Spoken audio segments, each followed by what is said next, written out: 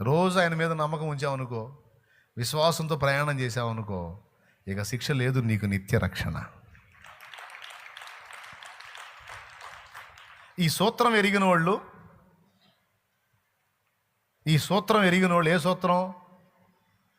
నేను ఆయనను నమ్మి ఆయన యందు విశ్వాసం ఉంచిన చాలు, ఆయనే చూసుకుంటాడని ఈ భరోసా ఉంచటం అలవాటైన వాళ్ళు ఇక గందరగోళం అయిపోవటం కానీ, జుట్టు బీక్కోవటం కానీ, వస్త్రములు చించుకున్నట కానీ, ఆలోచించుట కానీ ఏమీ ఉండదు. మరి ఏమి చేయుదురు? దేవుని సన్నుతి చేస్తారు. దేవ సంస్తుతి చెయ్యవే మనసా. ఏం సన్నుతో ఏమన్నాయా? ఆ జబ్బు ఎంతో పెద్ద జబ్బు అంట. డాక్టర్ ఏమో ఇంతలా రిపోర్ట్ ఇచ్చాడు. అది ఎంతో మరి మొత్తాన్ని నన్ను కాజేయడానికి వచ్చినట్టుంది. దేవుడు అంటాడు, కాళ్ళే అది వదిలేసే, నేనున్నాగా పో అంటాడు. ఏది పోయేది? మొత్తానికి పోయేటట్టున్నాను ఆయన. విశ్వసించిన వాళ్ళు ఏ రిపోర్ట్ అనేది నన్ను చేసేదే ఉంది, మనం మార్చగలమా? స్తోత్రం. మార్చగలమా? మార్చేవాడు ఎవరు? కాబట్టి ఏం చేయాలా? జీవమా యెహోవా నీకు చేసిన మేళ్లను మరువాకు. జీవమా యెహోవా నీకు చేసిన మేళ్లను మరువాకు.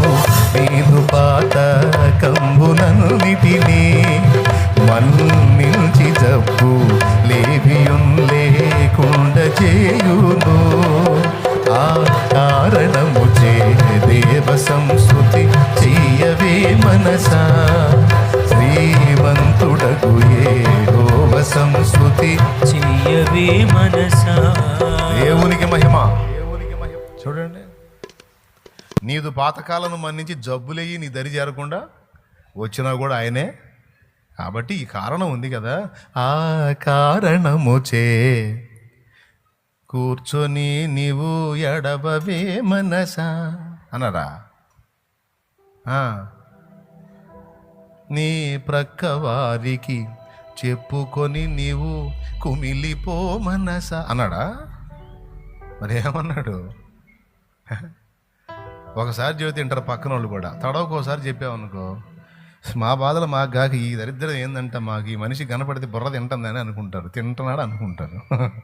మనుషులకి అంతే విసుగురా తల్లి. అమ్మా అర్థమైందా? చెప్పాల్సినోడు ఒకడే, మనం ఎంత చెప్పినా విసుక్కోకుండా వినేవాడు ఆ ఒకడే. ఎందుకంటే ప్రియమార మనల్ని నిర్మించుకున్నాడు కదా, అమ్మకంటే మిక్కటమైన ప్రేమతో ప్రేమిస్తున్నాడు కదా. నరుని ఆయుష్కాలం 70 ఏళ్ళు, అధిక బలం ఉంటే 80 ఏళ్ళని మనకు రాసినోడెవరు? మోషే 90వ కీర్తనలో రాశాడు. నరుని ఆయుష్కాలం 70, ఇంకా బలం ఉంటే 80. అయినా ఆ 80 ఏళ్ల లైఫ్ కూడా ఆయాసం దుఃఖం అన్నాడు. అంటే ఈ మాట ప్రకారం మిద్యాను అరణ్యంలో గొర్రెలను మేపుతున్న మోషే 80 ఏళ్ళకు వచ్చాడు. అంటే అప్పటికి క్లైమాక్సేగా మోషేకి. చెప్పరేమండి? ఎన్నేళ్ళప్పుడు జంప్ అయ్యాడు ఐగుప్తు నుంచి?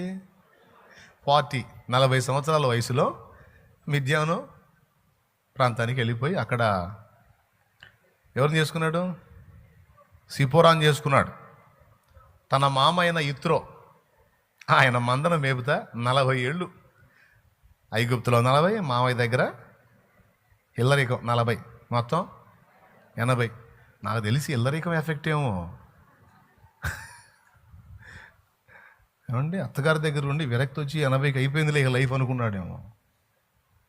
ఆ విరక్తిలో ఉండగా ఇంకేం జీవితంలో అయిపోయిందిగా అనుకుంటుండగా మండుచున్న పొదలో ప్రభు ప్రత్యక్షమై, రా నువ్వు వెళ్ళి ఐగుప్తుకు వెళ్ళి వాళ్ళందరినీ నువ్వే బయటికి తేవాలి. ఏది నేనా? నేనేం పాడుకుంటున్నాను తెలుసా? 80 ఏళ్ళు వచ్చేసా అయిపోయింది లైఫ్ అని నేను పాటలు పాడుకుంటు, నువ్వేమాయా ఏంట్రా పాడుకునేది పిచ్చోడా? దేవుడు మోషేతో, నువ్వు పాడుకునేది ఏంటి? నేను వారు ముసలితనమందు చిగురు పెట్టుదురు, యెహోవా మందిర ఆవరణలో నాటబడిన వారై వారు పచ్చగా నుందురు. నడు, నూతన బలాన్ని నేను నీకు ఇస్తానాడు. నువ్వు 40 ఏళ్ల ప్రాయంలో మంచి శక్తి ఉన్నప్పుడేమో వాడుకోలేదు, పరారయ్యేటట్టు చేశావు. ఇప్పుడు సరికంత అయిపోయి 80 ఏళ్ళు వచ్చినాక ఇప్పుడు రా తీసురా అంటున్నావు. ఏం తెచ్చేది లేదు, ఓపిక. మాట్లాడాలంట. ఐగుప్తు రాజు, వాడు మామూలుడు అయింది. వాడితో మాట్లాడాలంటే నాకు టాకింగ్ లేదు. ఇప్పుడు ఆ టాకింగ్ ఫుల్గా ఉన్నప్పుడేమో నన్ను తరిమేస్తివి, ఇప్పుడు వచ్చావురా అంటే. అంటే ఆయన ఆలోచన 40లో నువ్వు కానీ నన్ను వాడుకున్నట్టయితే ఈ 80కి మొత్తం కొలికి వచ్చేదాన్ని. అప్పుడు దేవుడి సమాధానం ఏంది? అవసరమైతే ఇంకో 40 పెంచుతారా? 40 సాధ్యమేనా? ఏది అట్ట అడుగుతున్నా? నీకు అసాధ్యం, నాకు సమస్తం సాధ్యం. రా, ఇంకో 40 పెంచుతా. ఏంది? లేదు ప్రభా 80 వచ్చింది. ఇప్పటికే షుగర్ బాగా పెరిగిపోతుంది, బీపీ బాగా పెరిగిపోతుంది, గుండె దడ కూడా ఈ మధ్య తెగ వస్తుంది. అసలుకి ఏందో మరి మధ్యలో పోయేటట్టున్నాను నేను. షుగర్ లేదు, బీపీ లేదు. నడు లే. ఉన్నదాన్ని లేనట్టు చేయగల శక్తివంతుడు ఆయన. ఉన్నదాన్ని ఇదంతా నన్ను బట్టి నేను మాట్లాడుతున్నానా? నా దేవుణ్ణి బట్టి మాట్లాడుతున్నానా? హలో చెప్పండి, పెద్దగా చెప్పండి. ఇదంతా ఆయన పనితనా నేను చెప్తున్నాను. నేను ఇది నా గొప్పతనం కాదు. నాకు కూడా ఆయనే దిక్కు. మీకు గుండె చెదిరినట్టే నాకు కూడా అప్పుడప్పుడు గుండె చెదురుతుంటుంది. కొన్ని పరిస్థితులు వచ్చినప్పుడు నాకు కూడా దడ స్టార్ట్ అయింది. క్యాకర్రా అని. ఏం చేస్తున్నా క్యాకర్ ఏంగే कुछ भी नहीं मालूम नहीं हो रहा. ఇక నాకు కనపడేది ఒక్కడే. మనుషులు ఉంటారు ఇంకా జాలిగా చూస్తుంటారు మనకెళ్ళి. అందుకే దడపడుతుంటే వాళ్ళ చూపులకి ఇంకా పెరుగుతుంటుంది. ఎవరు మనల్ని గదిలించకపోతే 2 రోజులు పోతాం అనుకుంటే జనాలు మన దగ్గరికి వచ్చి వాళ్ళు చూసే జాలి చూపులకి ఇయ్యాలే పోయేటట్టు ఉంటుంది మన పని. అందుకని మొత్తాన్ని తరిమి పోయి దేవుని పాదాల దగ్గర పడి నువ్వేమంటావు చెప్పవా అంటాను. ఆయన ఏమంటాడు? ఏందిరా నాయన నీ దడ ఏంది? ఏం లేదు పో, స్వస్థపరిచలే పో అంటాడు.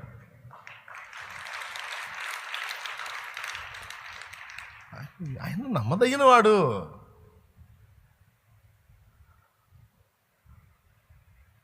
మరో 40 ఏళ్ళు పొడిగించి వాస్తవంగా 80కి అయిపోయిందన్న మాట రాసింది మోషే అయితే, ఆ మాట రాసిన మోషేకే మరో 40 పెంచి నీ అభిప్రాయం తప్పు, నరుని ఆయుష్కాలం 70, అధిక బలం ఉంటే 80 అని రాశావు.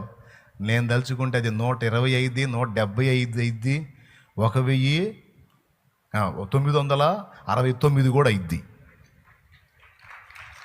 969 అయింది, 930 అయింది, 175 అయింది, 120 కూడా అయింది. కడుపులో మండిందంటే 20 కూడా వేణు అయింది. స్తోత్రం. ఏంటి కాదా?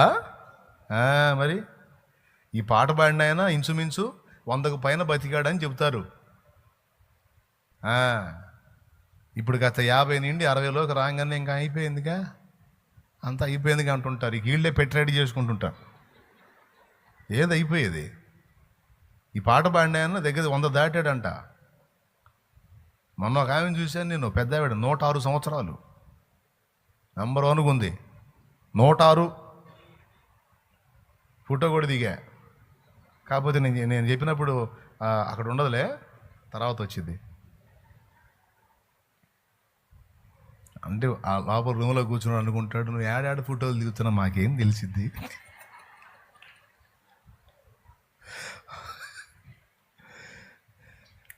ఎలాంటి నమ్మిక గుండెల్లో కలిగి నిజంగా స్థిర విశ్వాసాన్ని కలిగిన వ్యక్తి కంగారు పడరు, కలవరపడరు. ఒకవేళ ఇంట్లో వాళ్ళు ఇది ఏమగునో అని దడపడుతుంటే, ఏమీ కాదు, నా తండ్రి ఉన్నాడు. నేను ఇంత టెన్షన్ పడుతుంటే నువ్వు అంత ప్రశాంతంగా ఎట్లుంటున్నావు అమ్మాయి అంటే, నీకు దేవుని యందు విశ్వాసం లేదబ్బాయ్, నాకు ఆయన మీద విశ్వాసం ఉంది. మరి నువ్వు దడ పెంచుకున్నా నేను కూడా పెంచుకోమంటావా? ఆయన లేకపోతే కదా. నా ప్రభువు ఉన్నాడు, ఆయన శక్తి ఏమిటో నాకు తెలుసు, నేనేం కంగారపడు. ఒక్క అద్భుతం చేస్తే చాలు, అప్పులు గిప్పులు అడ్రస్ లేకుండా. నా తండ్రికి ఎంత, నా ప్రభువుకి ఎంత. కళబోధిక, ముఖంలో వికారం అనేది ఉండదు. ఇక విశ్వసించేవారు కలవరపడరు. ఏం చేస్తారు? ప్రభునందు నమ్మిక కలిగిన వారు ఆనంద గీతాలు పాడుకుంటూ తిరుగుతారు. ముగింపు. ఆ రోజు ఏం చెప్పాను? నమ్మిన వారికి రక్షణ, నమ్మకపోతే బతుకంతా శిక్షలో బతికినట్టే ఉంటుంది. ప్రభు మీద అనుకున్నాం అనుకో, నమ్మి ఆయన మీద ఆధారపడి, నా తండ్రి ఉన్నాడు కానీ అబ్బా అవమానం జరిగితే జరగని, ఆయన సెలవు లేకుండా నన్ను అవమానపరచగలిగేవాడేవాడు. కానీ అబ్బా నన్ను చేస్తే చెయ్యని, ఆయన సెలవు లేకుండా నన్ను ముట్టేవాడేవాడు. కానీ అబ్బా రోగం, ఆయన సెలవు లేకుండా నన్ను ఏమైనా చేసిద్దా?